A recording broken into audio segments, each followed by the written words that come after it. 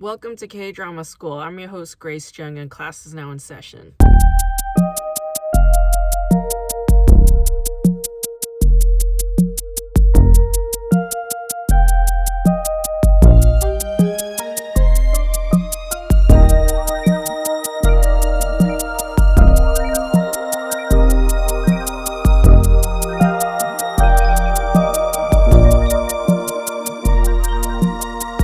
Happy New Year, everybody. Happy New Year. 2023, year of the Blackwater Rabbit. Expect fun and joy everywhere you go because rabbits are fun and joyful beings. That's just what rabbits are. And I say this because I know I am year of the rabbit.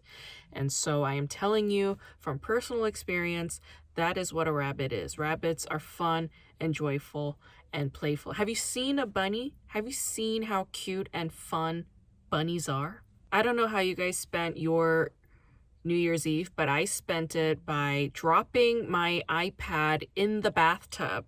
Yeah. Was the bathtub full of water? Yes. I mean, it was just full of water.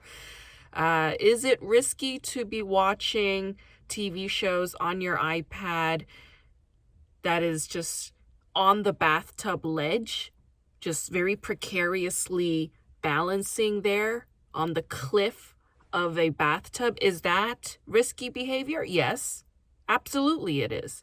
But have I been doing it for years and years? Yeah, I have. Have I dropped my iPad in the bathtub before? Yes, I have.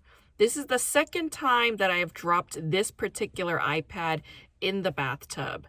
And yeah, it's not the sound is all fucked up. Yeah, so either I need to get a new iPad or I need to get this one fixed. Either way, it's going to be costing me a few bucks. Why? Because I did not choose to compartmentalize and separate my spa time from my TV viewing time. I decided that those two times can be together. They can happen at the same time. And here's the thing, it does not need to happen at the same time, okay? If I'm taking a bath, I could just focus on taking a bath. If I'm watching a TV show, I could just be focusing on watching a TV show. But why? Why does this happen? It happens because television is so easy to be tuned into while multitasking with other things. We do it all the time. All of us watch TV or we watch a video while we eat, while we cook, while we clean. At least I do.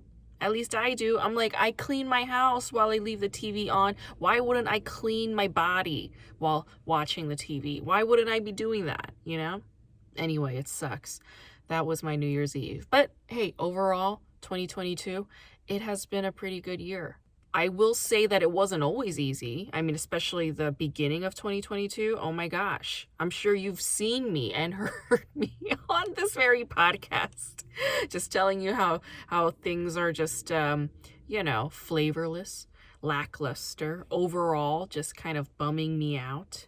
Yeah. I remember posting a few Instagram stories where I would just make lists of things to do instead of killing myself. Yeah, that was going on for a couple of months in there. That was fun, actually. That was like a fun creative project.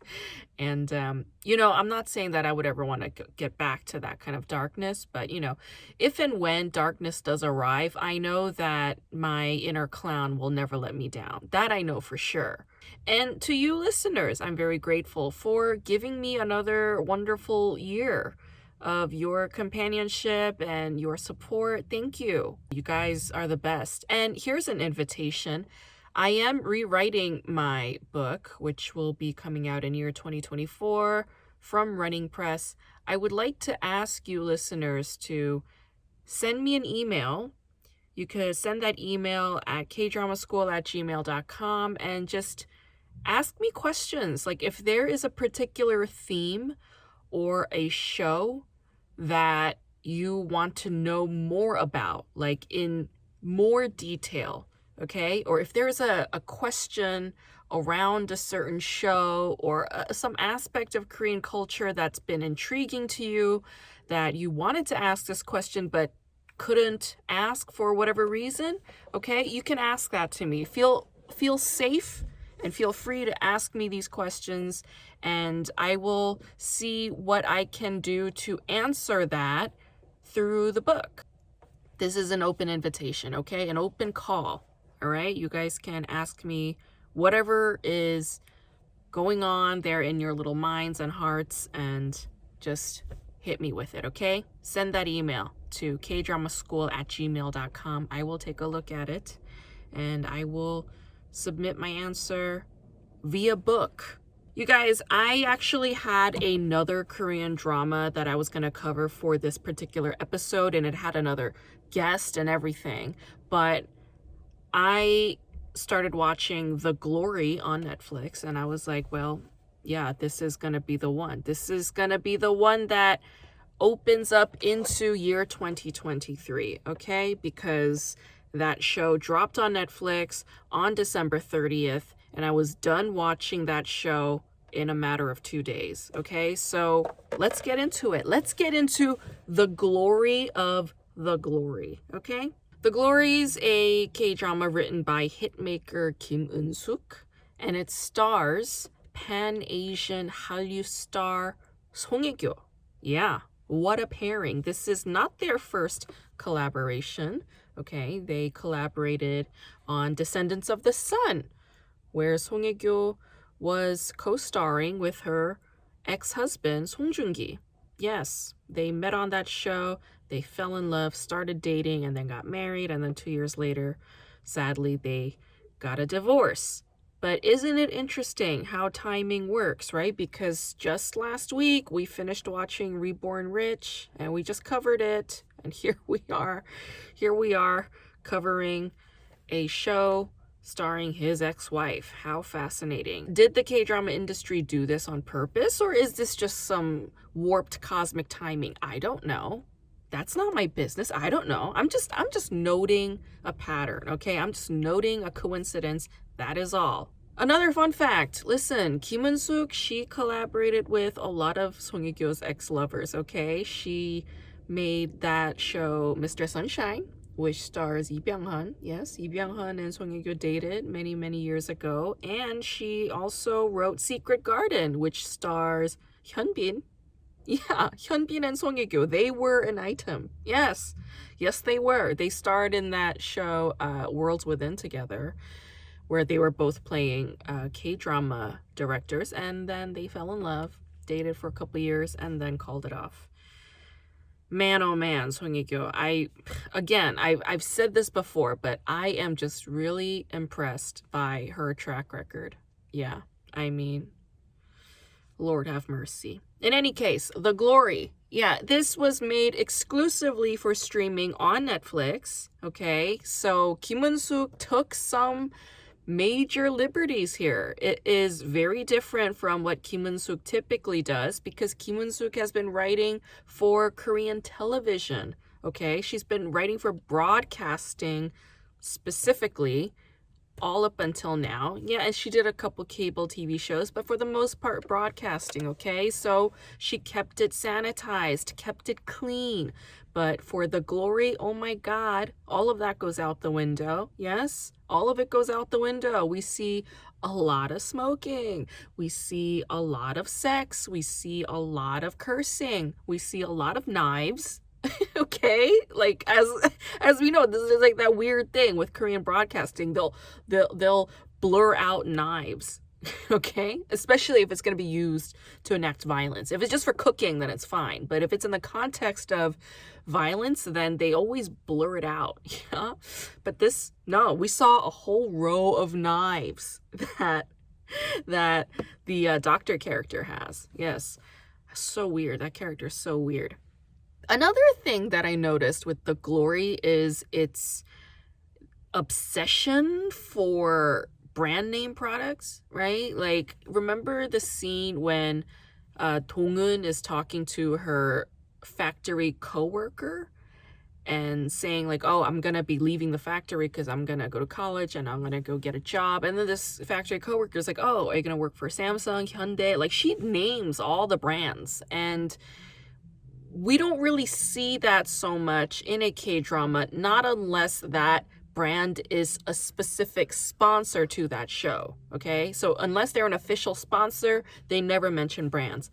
For this show, I don't exactly know if Fendi is an official sponsor, but good God, does Fendi make an appearance a lot on this show. It's practically an advertisement for Fendi. I'm like, Fendi's not even that great of a product. Like, I think their clothes and I think their aesthetic's very tacky.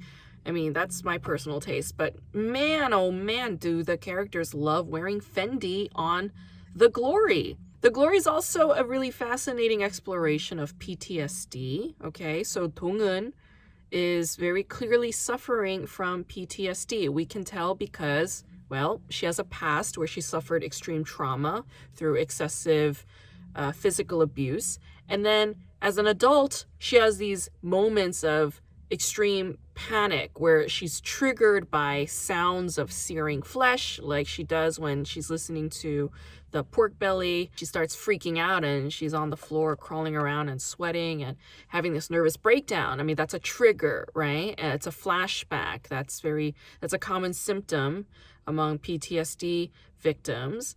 And we also see her showing PTSD behavior when she is putting her hand very close to a boiling kettle.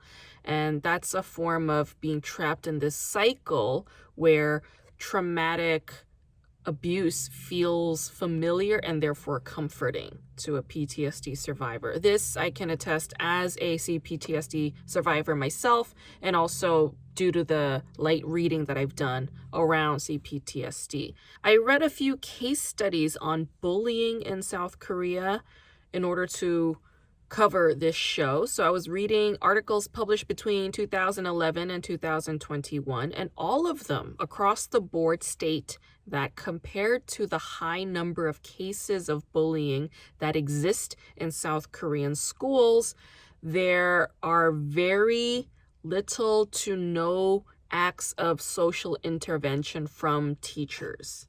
That is a major problem in South Korea. And I noticed that in Kim Eun-suk's work, she sort of regularly depicts a corrupt teacher in a classroom. Yeah. So we see this in The Goblin, right? Because we have ji-yeon, who is this orphan girl, from a poor background, and she has bullies in class, but her teacher totally neglects that bullying. Not only that, but the teacher is also abusive. I mean, she enacts emotional and mental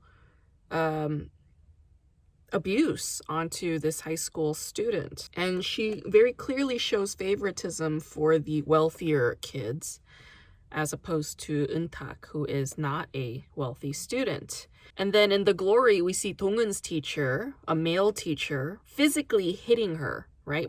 Physically assaulting her repeatedly in the face by slapping her repeatedly when she tells him that she wants to drop out of school because of bullying, right? And another teacher says to him, like, oh, that's not going to look good when the director sees this, right? So the teacher is like trying to forcibly get her to retract that statement. And she stands up for herself and says, no, I'm not going to do that. And then, of course, the teacher teams up with the bully's mother and goes and finds her negligent parent and has her sign away her daughter's dignity. In a study authored by Julie Ma, Yoon-sun Han, and Harin Kang, only in 2021 did South Korea outlaw corporal punishment as a legitimate form of parenting. Yeah, that is shocking. So only up until very recently, okay, did South Korea officially declare physical punishment as an illegitimate form of parenting, which means that up until last year, beating a child as a parent was considered fair game. It was totally within the bounds of acceptable, normal part of society. That saddened me when I read that today.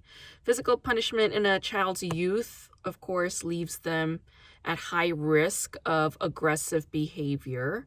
It also leaves them at high risk of depression, anxiety, poor school performance, social problems, and suicidal ideation.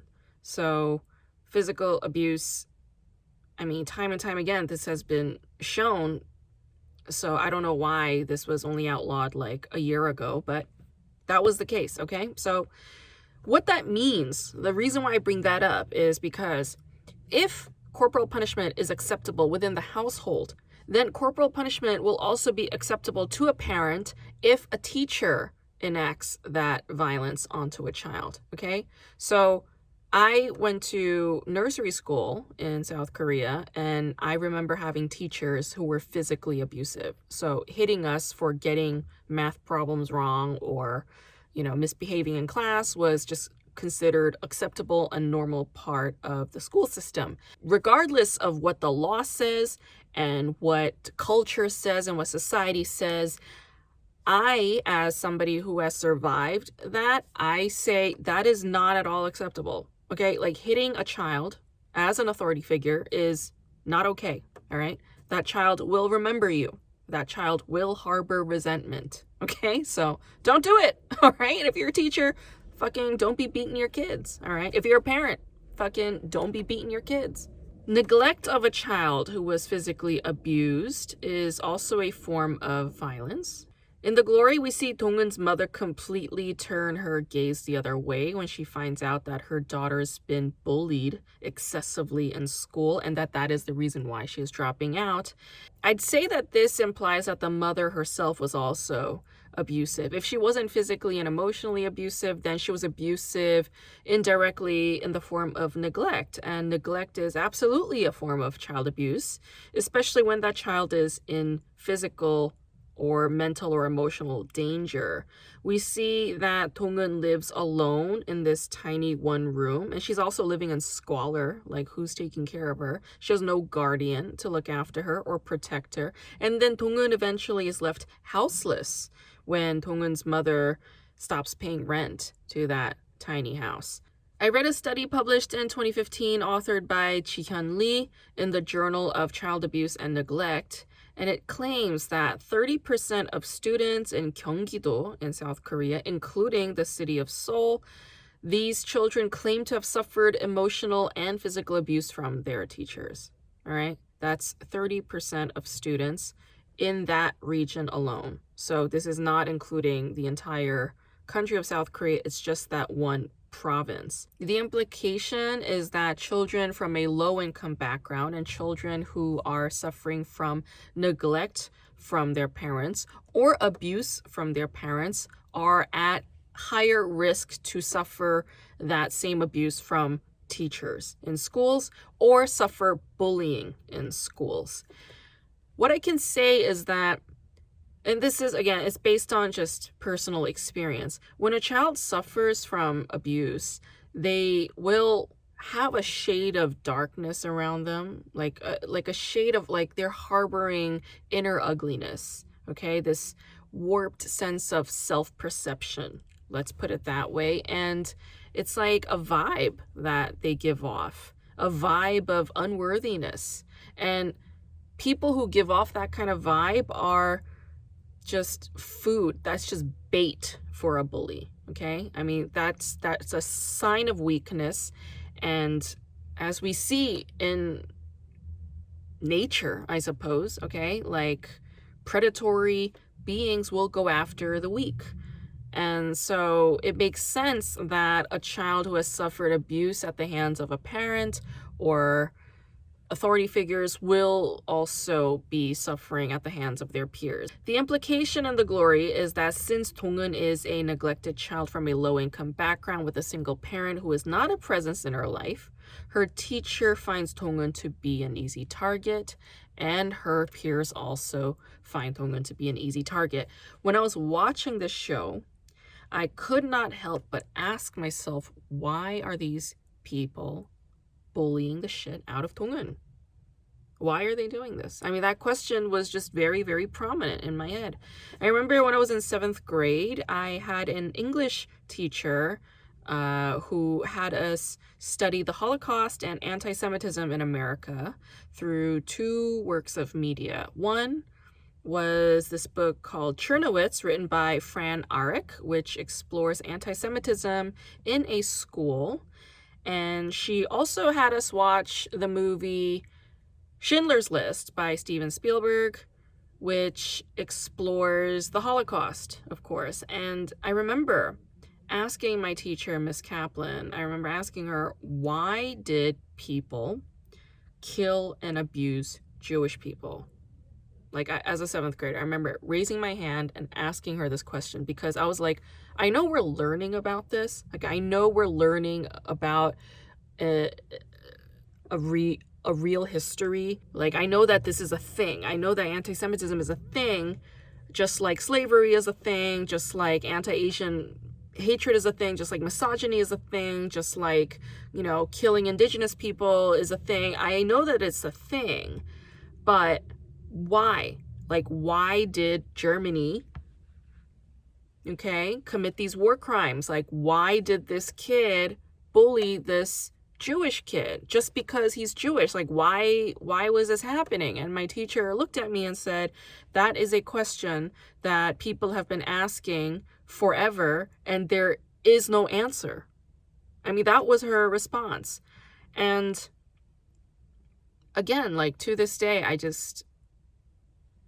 don't know. I don't know why. I don't know why they did that. It just doesn't make any sense to me.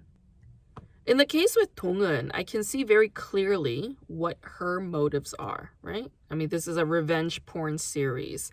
Do-hyun is going to enact revenge on her abusers. It's very clear. We know what her motive is, but what is the motive for these bullies? Like, what's their problem?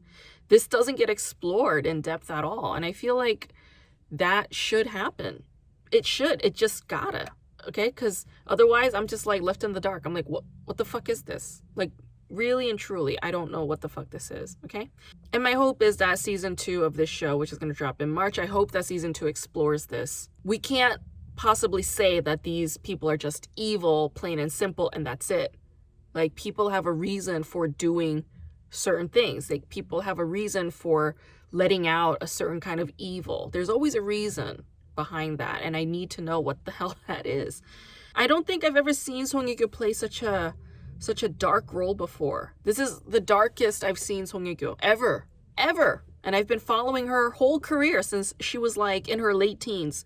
So I've never seen her play this psychologically disturbed character before. It's refreshing, I'll say that, and it's funny. You know, like watching Song Hye-kyo smile and laugh at inappropriate times. It's like, it's wild. I'm like, whoa. This chick is good at playing a psycho. Like, where has this been? She's actually really good at it. Yeah. Oh my goodness. She's really great. I think she is handling depiction of PTSD in a really interesting and delicate way. The way that do-hyun keeps returning to her bullies, right? The way she keeps returning to her enemies, even in the form of just like following them and tracking them down and all of this. It's like, it's a form of trauma bondedness, right? Like, it's an exhibition of the fact that she has trauma bonded with these abusers, right? And the way that do-hyun obsesses by revolving her entire life around Yeonjin, I mean, clearly, that's very clearly a form of trauma bonded behavior. Do-hyun's love interest, Yeojung, played by Lee Do-hyun, who is himself a PTSD survivor, it seems. I don't know for sure, but I mean, he clearly has some trauma, and we see him attending therapy sessions, right, to cope with his disturbance, because his father was murdered by a psychopath, okay, and he harbors resentment and he harbors a desire to enact revenge, but he keeps this really close to his chest. He doesn't tell any of this to Do-hyun, his love interest. Is really strange behavior. Yeah, this guy creeps me out more than Do-hyun. I'll say that. He creeps me the fuck out. Do-hyun and Yeojung's relationship is somewhat mirroring a little bit of this Bonnie and Clyde kind of duo kind of thing, but it's very clear that Do-hyun is the leader in this relationship, right? I mean, she's really the engine. While the show seems to explore PTSD in a dynamic and sympathetic way, it's a lot harsher in the way that it depicts drug addicts and drug abuse. And I find this to be the case in Korean dramas somewhat regularly, and it's deeply problematic. So we have actress Kim Hye-ra playing Yi-sara. Okay, so she is one of Dong-eun's bullies from her childhood, and she grows up to become a painter, and she's also a pastor's kid, and she's also a drug addict. But the drug addict and drug abuser in this show, in The Glory, is framed in a rather pathetic light. Yeah, there isn't a whole lot of sympathy for drug addicts. Not like the way that a PTSD survivor is depicted. You know, in my understanding, drug addiction is a form of illness. Okay, it's a form of illness. So I don't know why there's no sympathy for drug addiction. I see this conflict in K-dramas repeatedly, okay? So when it comes to drug addiction and drug abuse, K-dramas are rather cruel in the way that they depict their victims. But when it comes to people with mental illness, okay, or when it comes to a theme of mental health awareness, K-dramas in the last couple of years have been a lot more sympathetic to their characters. So this is a weird bump in the road that requires a lot of smoothing over, okay, especially by the writers. It's got to start with the writers. The writers really need to educate themselves and broaden their sociocultural awareness around mental illnesses a lot more, and around drug addiction, and just around drugs in general. Yeah, like, I don't know. I think Korean dramas are really bad at handling drugs in shows. This is definitely something I'll be exploring probably in my book. Anyway, this series moved really fast for me. I loved the fact that it was fast-paced, okay? Fast-paced. It's 40 minutes long, right? And 8 episodes, like, that's doable. I was able to binge that real fast. It was super easy, super quick, easy for me to digest. And I don't know why more K-dramas can't be this efficient. You know, like, why do they have to be like an hour and a half long? Why can't they be just 40 minutes long? That's a nice, sweet runtime. And the story was moving forward. It was always moving forward. That's what I liked about this show. Like, it was constantly just plowing ahead. There wasn't this like weird lingering over bullshit, you know, like it was just moving forward, and that's real nice for me. I haven't been able to binge a series this quickly in a long time, so thank you, Kim Eun-suk, for not disappointing the shit out of me like you did with, you know, The King Eternal Monarch. Yeah, thank you for not repeating The King Eternal Monarch.